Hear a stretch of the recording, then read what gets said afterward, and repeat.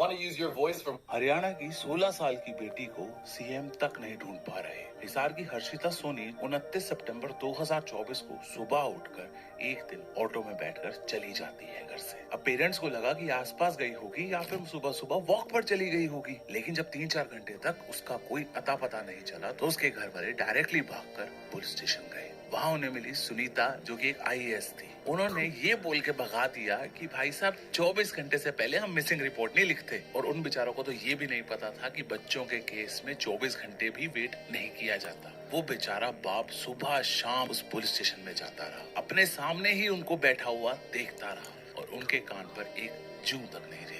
लेकिन 5 दिन बाद नयाब सिंह सैनी, जो कि हरियाणा के सीएम है, वो उनके शहर आ रहे थे, जिस पर हर्षिता के पापा सुनीता को बोलते कि आप अगर मदद करते हो तो ठीक है, नहीं तो मैं आज सीएम के पास जा रहा हूँ। अब ये सुनकर सुनीता जी को गुस्सा तो बहुत आया, लेकिन उन्होंने कहा कि चलो, और जाकर एक सीसीटीवी कैमरा की फुटेज निकाली, जिसके अंदर ये दिख रहा है कि लड़की सुबह उठकर एक ऑटो में बैठकर चली गई है, लेकिन उसके अंदर ऑटो का नंबर साफ नहीं दिख रहा था। तो उसके फादर ने बोला, हम आगे कुछ एक कैमरास और चेक कर लेते हैं, उसके अंदर हमें शायद उसका नंबर मिल जाए, हम ये पता कर सके कि उस लड़की को ऑटो वाले ने छोड़ा कहाँ था। लेकिन सुनीता जी को लगी थी भूख और उन्होंने साफ बोला कि ऐसा है, मेरे को तो लगी है भूख, मैं अब और काम नहीं कर सकती, अब हम काम बाकी कल करेंगे। क्योंकि उतनी ही देर का काम किया जितनी देर नयाब सिंह सैनी उनके शहर में थे। जैसे ही वो शहर से बाहर गए, सुनीता जी गायब। ऐसे ही 1.5 महीना बीता। वो पूरा परिवार, माँ बाप और 2 बच्चे साथ धरने पर बैठे रहे। पुलिस आई और बोली कि हम कुछ करते हैं, आप अभी घर जाओ। ऐसे ही 1 महीना और बीता, कोई जवाब नहीं, फोन तक उठाने बंद कर दिए गए थे उनके। फिर एक दिन जीजेयू यूनिवर्सिटी के अंदर दोबारा सीएम साहब आए और इसके पेरेंट्स दोबारा भागकर वहां गए और उन्होंने अंदर जाने की जब कोशिश करी